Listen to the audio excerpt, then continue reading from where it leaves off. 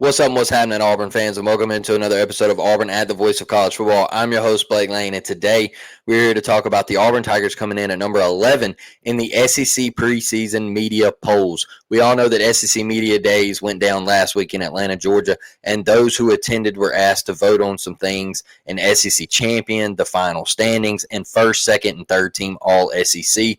So we're going to talk about that today. But first, if you could, please like this video, share this video out on social media, and click the bell for notifications so you stay notified every time I drop content on this channel.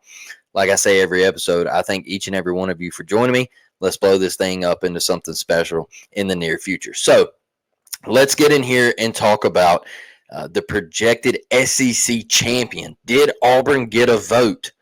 And they did.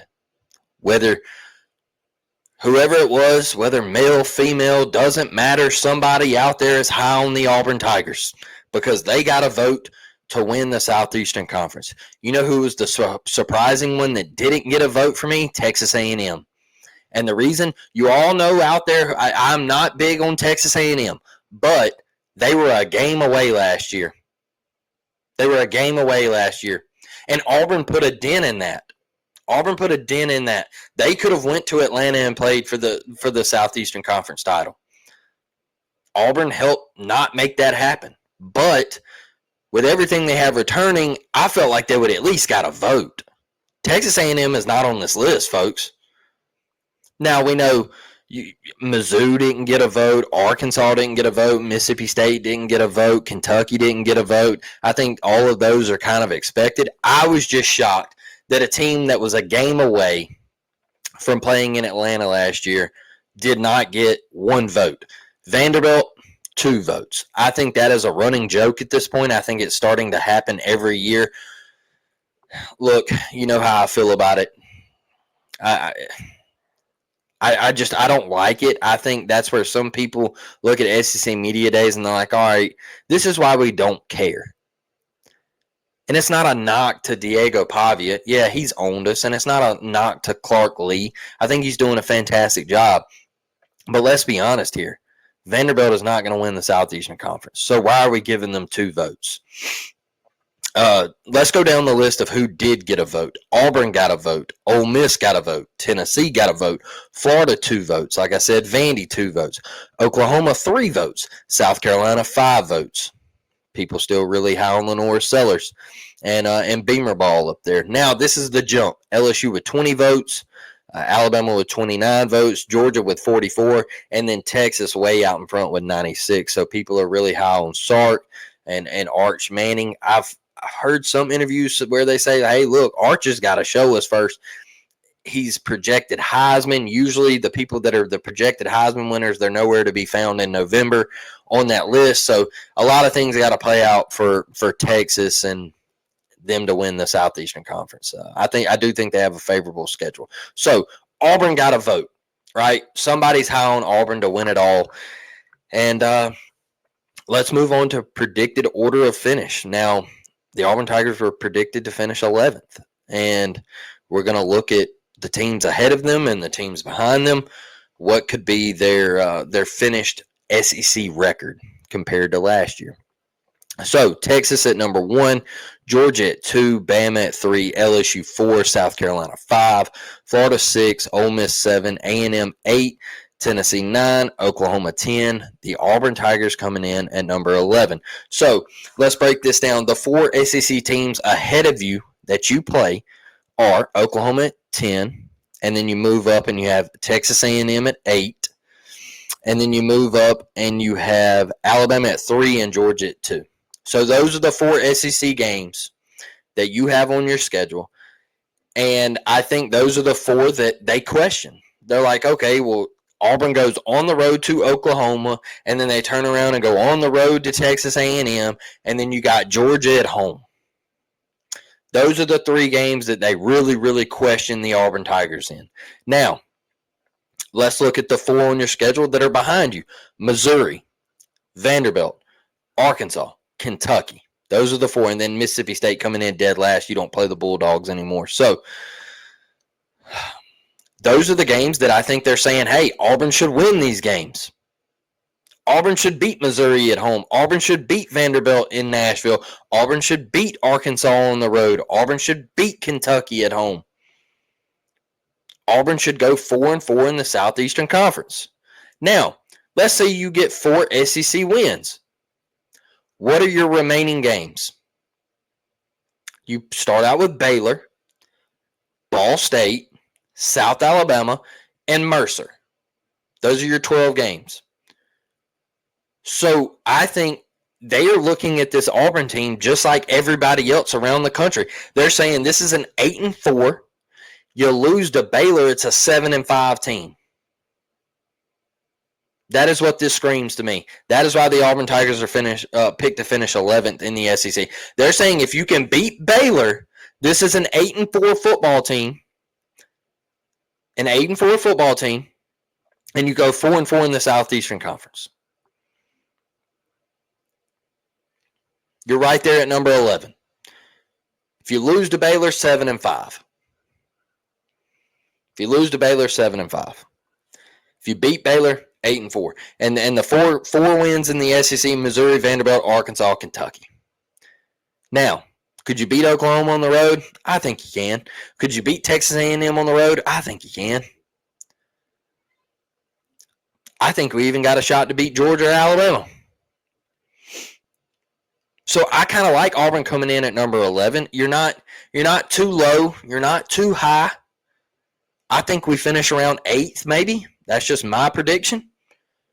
7, 8. Could be better. But going 4-4 in the Southeastern Conference, what'd you go last year? 2-6. That's a 2-game improvement. What did we win last year? We went 5-7. Who was the out-of-conference teams that we lost to? We lost to Cal, y'all. So we need to beat Baylor. And things can look way better in 2025 than they did in 2024. So coming in at number 11, they got 4 questionable ones. On the road at Oklahoma, on the road at Texas A&M. I think those are the 2 that are kind of up in the air for the people who voted on this poll. And then they think you should win the back half of your schedule. They really do. Missouri, Vandy, Arkansas, Kentucky. They think you should win. They think if you can escape that front half of that schedule, they think you should dominate the back half. And it could be a really promising 2025 for the Auburn Tigers.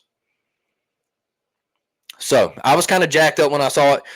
Do we want to finish 11th? No, obviously not. But when I look at that and I think of upward trajectory of Auburn football, if Auburn can go 4-4 in the Southeastern Conference and you can beat Baylor, and obviously you win Ball State, South Alabama, and Mercer, y'all, what a season that we just had compared to the 6-7s and the 5-7s and things like that. Like, that's not Auburn football. We need to be on the upward trajectory. Now, I know all of us want to go to the college football playoffs, and Hugh Freeze said we should be competing, we should be in the conversation of the college football playoffs, but I think every Auburn fan listening to this would be ecstatic if Auburn went 8-4 and got some momentum moving forward. I think each and every one of you would take 8-4 and possibly finishing 9th in the Southeastern Conference this year because it's way better. Guess where you finished last year? 14th. You finished 14th last year.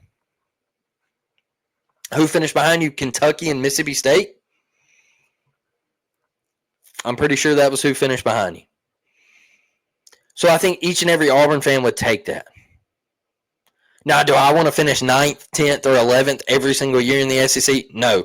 And I think every Auburn fan agrees with that. But I think if you can go 4-4 in the Southeastern Conference this year, we're rolling into the future, man. And I think it works recruiting out. I think it works all the good stuff out with Hugh Freeze.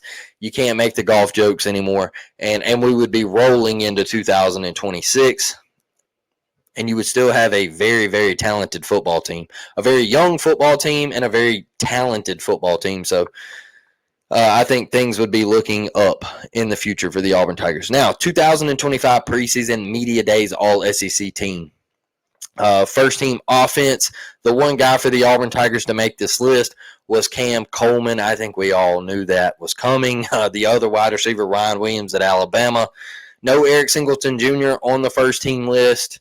I know a lot of people keep throwing him over Cam Coleman as far as like production for the Auburn Tigers because they're kind of looking at like last year KLS, but Cam Coleman he's A1 for Auburn. So he's that guy for the Auburn Tigers, and I think he's going to get that preseason love from every single person in the country when it comes into the media conversation.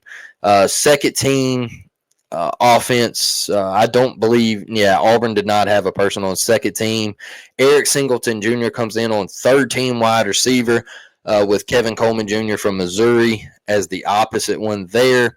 And then Xavier Chaplin coming in at one of those left tackle spots for the Auburn Tigers, third team SEC. And then Connor Liu coming in as the center for the third team representing the Auburn Tigers there. So Auburn getting a little love on offense. Okay? Now, this is the brain scattering thing for me right here is the media all summer long has talked about how great this Auburn defense is going to be and how great this Auburn defense is going to keep Auburn in football games, and the Auburn offense just has the mustard just a little bit, just score 28 points. I've listened to podcasts all around college football, and they say all the Auburn offense has got to do is just score 28 to 31 points every Saturday, and man, they're going to win a lot of games because this Auburn defense ain't giving up 20, all right?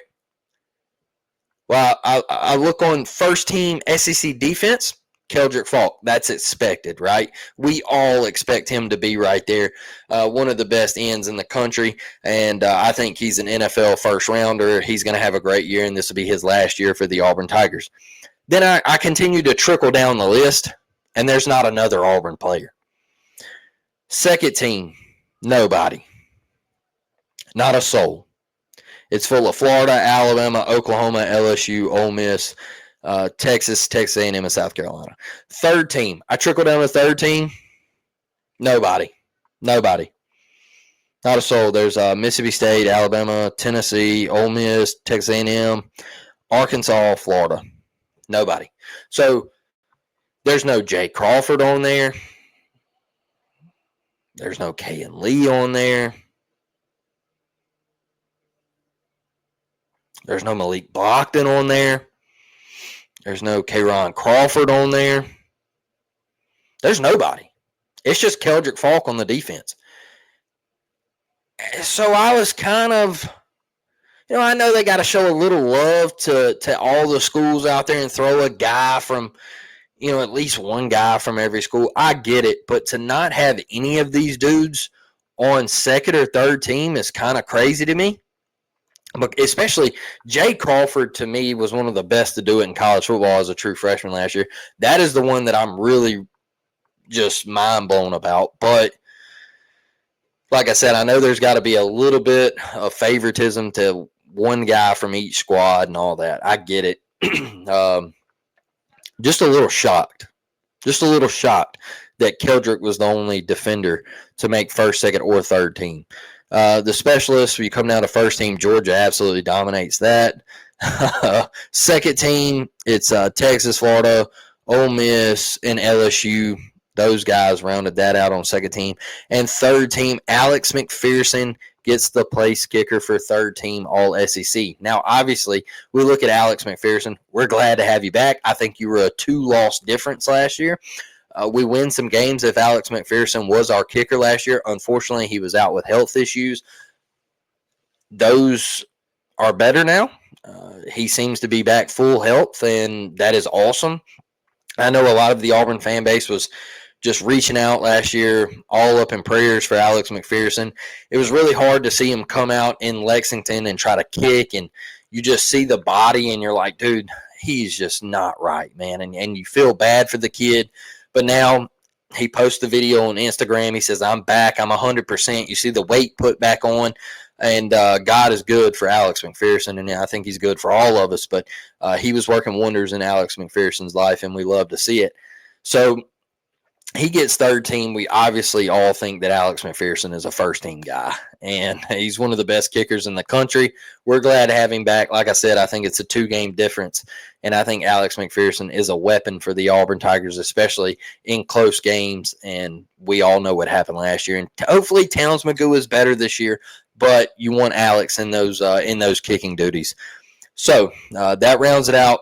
First, second, third team, all SEC. The specialist right there, Alex McPherson getting the love, Keldrick Falk on the defense, and then obviously the offense with Connor Lew, Xavier Chaplin, Eric Singleton Jr., and Cam Coleman getting the love over there. And then the Auburn Tigers picked to finish 11th. I laid out how I felt about it. I don't want to see Auburn coming in at 11 every single year, but this year, if you could go 4-4 in the SEC, you could beat Baylor and get those 3 other cupcake games that they like to call those G5 and things like that. You could turn out to be an 8-4 football team. I think the upward trajectory of this program, the heat would be turned down on Hugh Freeze, and you would really kickstart things for 2026 and get ready to compete for championships like the Auburn Tigers always should. So thank each and every one of you for joining me on this Sunday. I appreciate you. War Damn Eagle. See y'all this week. Live show, 7 p.m. Central. I'm out. War Damn, baby.